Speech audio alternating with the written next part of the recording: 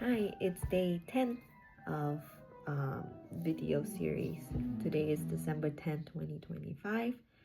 You can hear a little bit of piano in the background. That's my sister practicing her piano every night. She always practices after 9 p.m., which is a questionable choice, but whatever works best for her. So today, firstly, I want to do a little reflection on yesterday's video. It was shorter and I was not as prepared as I normally would, both in terms of writing down the structure versus mentally prepared, because I just want to get it done and move on, and those days happen. So now I'm back a little bit more not as tired, so I would hopefully have more engaging topics to talk about. Yeah, I still need to work on the eye contact thing, but that's a lot improved so far compared to the other videos in the past. Another thing that I notice is that I don't find myself cringing as hard when watching these types of videos anymore. I'm not sure it says anything about my improvement, or it's just exposure effect. Like the more you exposure doing something, you just get used to it over time. For example, most people, I would assume, especially those who are not singers, when they listen to their singing, they do not enjoy that. And yeah, I also experienced that. I enjoy singing, but I'm not very good at it, and I don't really show it to other people. So what I do is I record myself singing in private, and then I play it back to really hear how I sound. Sometimes I would feel like, wow, I did amazing, and then when I listen back to the recording, it's like, wow, I did not sound at all like I imagined myself. But anyways, I'm going off tangent here. The point is to get more comfortable doing things that you are not comfortable in doing, and it just takes a lot of practice, and it will be hard. And someone told me like, oh, I have such courage doing these things, even though I have a social anxiety and all those fears in my head. I really believe in the growth mindset and thinking I'm just don't have enough practice yet, instead of labeling myself as, oh, I am a socially awkward person, which can be the truth, but then you add a clause after it. I am a socially awkward person, but I can learn to be more comfortable in social settings and present myself more authentically and not be afraid of not be afraid of showing up as who you are. Anyways, those are a little reflection. A topic that I kind of want to really briefly talk about today is regarding matcha. So sounds very random, I know, but I have this thought since I came back from my trip from Japan, which is more than a month ago. And I was thinking, oh, I have to make a video about this. I have to write something about this because it's been on my mind a lot, and I don't really fully understand why that happened, like the mindset shift.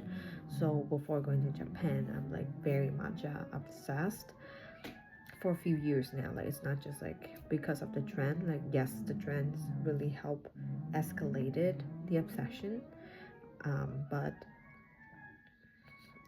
maybe for the past 3 years, I would say, since 20, or I guess 2 years, since 2022, I've been drinking matcha pretty regularly, buying it and making it at home. And one of the major purpose of this Japan trip is for me to really experience matcha where it's originated from and restock a lot of matcha. And I guess my expectation and my reality did not match up. The matcha shortage is real, and partly like I am guilty of that. I am one of those foreigner who goes to matcha and like hold a lot of matcha back home. I spent 2 days in Uji, in Kyoto, Uji, where it's called the matcha capital. And I think the whole thing is just too over commercialized and overhyped by all these foreign tourists. Like people would wait in lines for hours on end trying to buy these matcha, trying to go to these trendy cafe places as they see on TikTok and Instagram, which where I got the recommendations from. And I think it just take away out of the whole reasons or like the beautiful traditions behind the matcha ceremony, right? It's about being intentional. It's about serving guests when showing them gratitude when they come and visit or before like a very important ceremony. Like I think it's great that all these businesses are thriving and people are like enjoying this drink and it's like help boosting the economy of Japan and all the thing that goes with it. But I think a lot of the meaning behind it is lost. Like a lot of people go for it because of the trend without sitting down and really understand what their actions is doing in the larger scale. So I think this trip to Japan really make my eyes open about the behaviors I'm doing on like all the matcha farms in Japan, thinking about how if all these foreign tourists buying up all the supply and they used up all the supply to ship off internationally because the demand is so high, what left for Japanese people? Like I would hate to think that they're struggling to find matcha to actually perform an important ritual or ceremony just because of this huge surge in demand. Yeah, and something kind of irks me a little bit, and I'm not sure how I'm feeling, is all these fancy, trendy matcha pop-up places that opening up. I didn't realize that it was pretty prevalent in Japan as well, especially in touristy areas. So they pop up because of the huge demand in matcha, but they're not. I'm all for innovation, right? But I think it's just not timeless. People just following trends, and yeah, like people who don't have years and deep understanding of the benefits of matcha and the tea businesses will open all these coffee shops and attract tourists.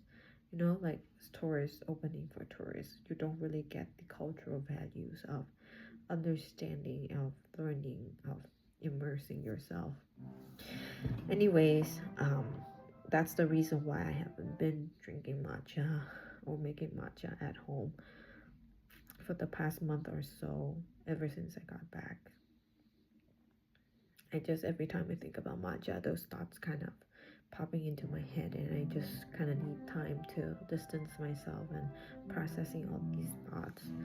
And I think it's also good for me because I go through things in phases too, so maybe that's also one of the things. Like, oh, if I finish this goal and I check off, then I can fully move on to the next thing that I'll be obsessing about. So it can be that too. So if you have any thoughts about what I can do or what the whole situation is, yeah, feel free to let me know. I'd love to hear your thoughts. I'm so matcha girly, like I'm not hating or anything. It just some cognitive dissonance on between my want for matcha and my resistance to it, if that makes any sense. Yeah, so that's a really confusing, but I hope it makes sense about my matcha obsession. I guess 2025 is when it's reached its peak and it's finally make space for new hobbies and new interests. So I'm not complaining. Yeah, I hope you have a good evening and I'll see you tomorrow. Bye.